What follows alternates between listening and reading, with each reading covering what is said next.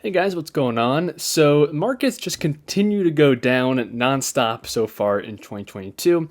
Today, the S&P went down another 2.72%, and the QQQ 3.5%. And this is in response to the new inflation data for May, which rose to 8.6%. That's the highest increase since December 1981. Many of us were expecting the inflation number to begin to plateau and eventually move down, but this is a departure from that. It's a slight increase month over month. So clearly there's a lot of fear, uncertainty, and doubt in the market. That's kind of the definition of 2022 so far.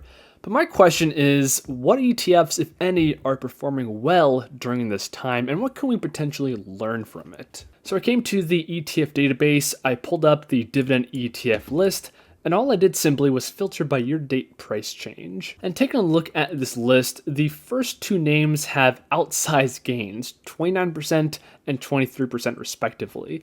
But if we take a look at the actual ETFs, these are energy ETFs. And most of that massive year-to-date price change can be attributed to the price of oil during that same time. And we can see now it's sitting at a 5-year high, and that's in contrast to early in 2020 when it was at an all-time low. So for that reason, the top two ETFs here are an outlier, and we can ignore them for the most part.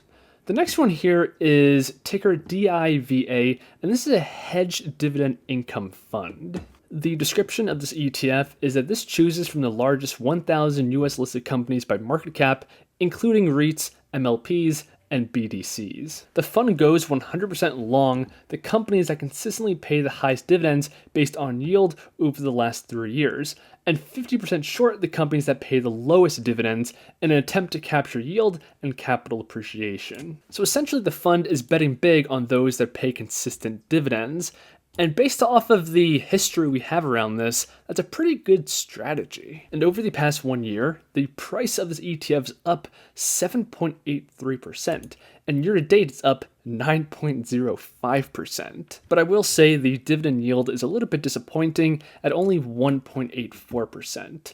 But let's come over to the holdings page and see what kind of names we got here. So the number one biggest holding is Vici Properties. This is a REIT because, again, they do not exclude REITs like most ETFs do. But aside from that, you're going to see a lot of energy and oil companies up here in the top 10. And if I had to guess, that's a big reason why this ETF's been performing so well. And of course, all these short positions in a market like this have to be advantageous. Now coming back to the list of the best performing dividend ETFs, we have ticker GBDV, which is a global beta smart income ETF. So this is an index tracking US fund that selects securities from the S&P 900 with the highest average 12-month trailing dividend yield over the preceding 4 quarters. From that universe, the top half companies within each sector by yield is selected. Selected securities are then weighted based on each security's revenue divided by the sum of all selected securities revenues for the period. And finally, it says being selected from the S&P 900, this gives you exposure to both mid and large cap companies, including REITs. In terms of the price, over the past 1 year, it's up 3.44%, and year to date, 3.5%.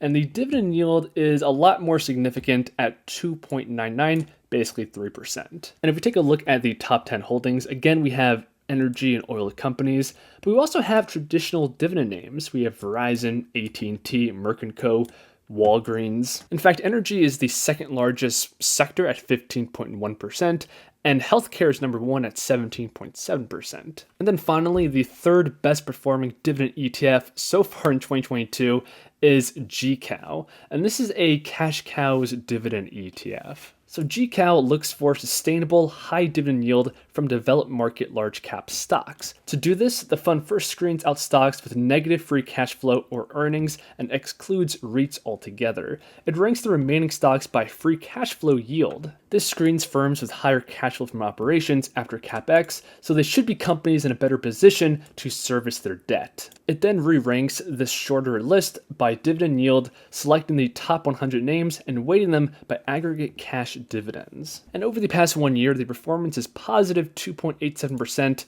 and year to date it's up 5%. As you would expect, the dividend yield is also very meaningful at 3.17%, and these are the top 10 holdings. We have Exxon and Chevron as the number 1 and number 2 spot, followed by Shell, but then we have other traditional high cash flow dividend names, very consistent with the other 2 funds we looked at. So here we have Amgen, Merck & Co, and AbbVie. And finally, if we put all this together against the S&P 500, this is what it looks like, and we can see just how much they've been overperforming the S&P 500, at least year to date. In fact, if we go to it, this is the exact year to date performance between all these funds and the S&P 500.